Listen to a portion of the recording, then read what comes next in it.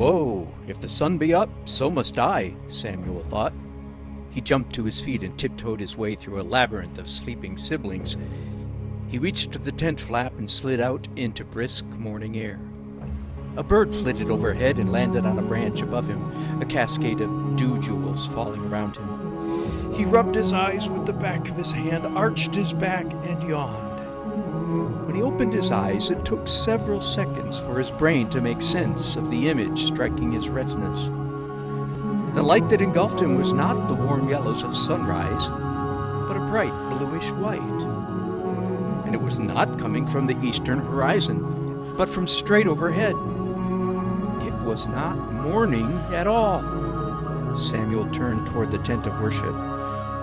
There stood a column, an undulating, iridescent, bluish-white pillar of light, the bottom of which hung just 20 feet above the roof of the tent, and the top of which Samuel lifted his eyes higher and higher as his chin dropped lower and lower. He nearly fell backwards.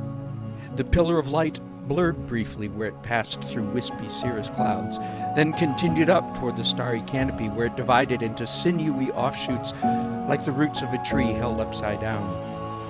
These roots waved in the ionosphere, blown by slow-motion interstellar breezes. A low hum emanated from the earth, tickling his toes. The air was tinged with the faintest hint of soprano voices or bells. A fresh pine mint scent filled his nostrils. The skin on his body tingled, his hair stood on end.